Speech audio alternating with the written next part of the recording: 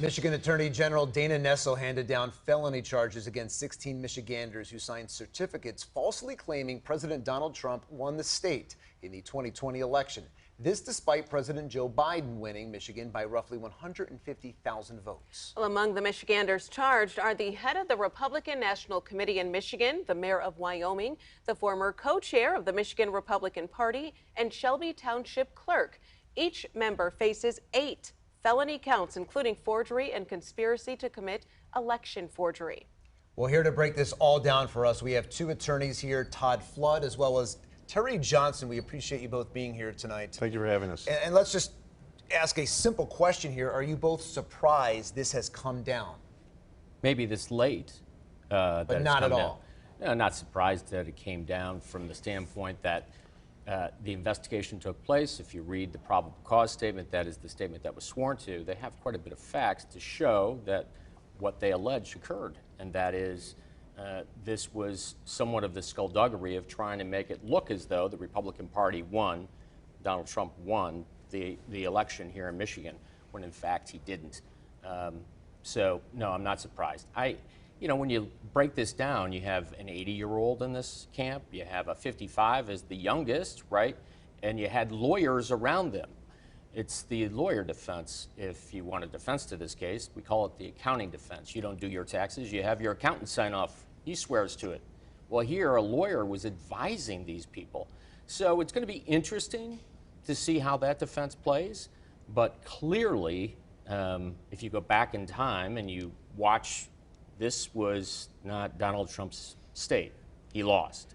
For them to attempt to bring in a certificate and sign their name to it, a bogus one, and then submit it to a federal government all the way up the chain, that seems a little bit preposterous and a defense that may not work. Surprised? Well, with the current Attorney General and the current political establishment that we have in this country, no. I mean, are you asking me what I expect our current Attorney General to do what's right?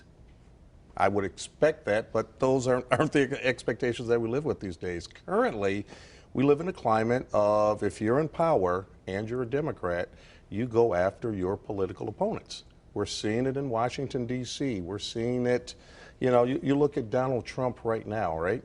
He has, I believe, they're looking at 3, if the one in Georgia goes through, 3 indictments. If he were to quit tomorrow, a lot of this goes away. What this is a position that they're taking for 2024 to have no one or anyone who wants to be part of getting rid of the Democratic Party. They're trying to get rid of these people at this point. This is all political. Let's just call it what it is. You brought up Georgia, and that prosecutor there has agreed to immunity with their 8 fakes. Nevada's AG says that he won't bring charges. What's the difference? Why are these people being charged with a crime, but it sounds like Nevada and Georgia won't be?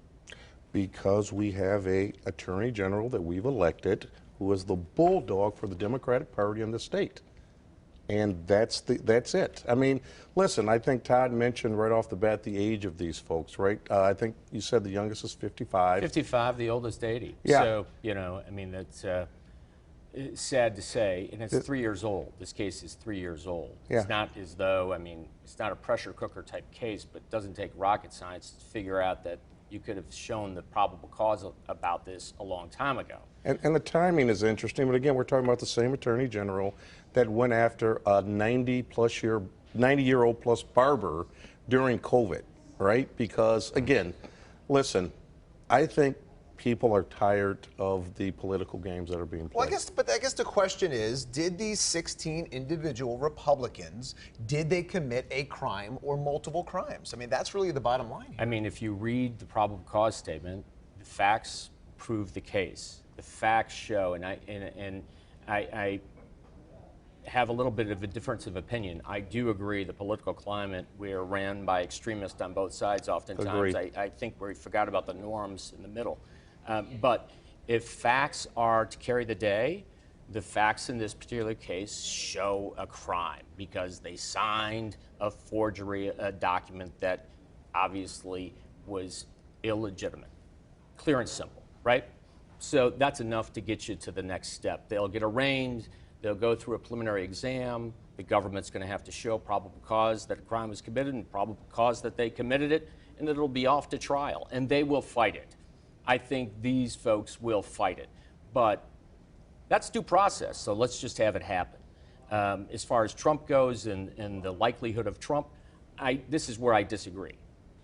Jack Smith brought in is one tough cookie, and he is a gentleman that he's going to suffer no fool, and the January 6th insurrection and the target letter for which took place, obviously, he didn't waste any time, not at all. And then you look at the previous indictment with the documents, it was pretty clear.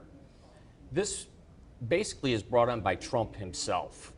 Had Trump just kept his mouth shut, had turned in the documents when requested, didn't tamper with them, didn't move them, I think it would have been an easier way out. Spoken like a good former prosecutor, as Todd used to be.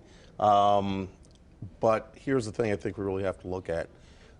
There are many cases that may get to this point. But again, there's, as they said, as flat as a pancake is, there is another side. And as it relates to Donald Trump, I would love to see the same thing happen. Donald Trump is an ex-president and had access to those documents. Joe Biden was not an ex-president. He has classified information, but we see nothing going on there. And I agree with Todd when he says the extremists on both ends, I mean, that's why we're here, right? Because of the extremists. People should not be afraid to vote. You know, there's allegations of cheating and other things. I think we play it all out and let's see what happens. But again, I would love to see Republicans go after Republicans. I would love to see Democrats go after Democrats, because when does it stop? Well, I did in Flint. I was a Republican and went after, obviously, the Republican regime. Yes. So at the end Absolutely. of the day, that I don't think, again, it's a matter of law and facts. If you have a statute and you've violated that statute based on those facts, a great point here is every day of the week, twice on Sunday in Wayne County, if we had a forgery case or we had a UMP case, an uttering and publishing case, right. You know what would happen? 9 times out of 10, first defense, an 80-year-old, a lawyer would call up the prosecutor's office and a deal would be made that he would get a diversion or he would get something, you know, here to put all of these people through this. All right, Todd That's a and different Terry, ballgame. we sadly have to cut this short. We could go on all day long here. We You got it. appreciate your time Thank tonight. you. Attorneys Thank Todd you. Flood and Terry Johnson. We're back after this.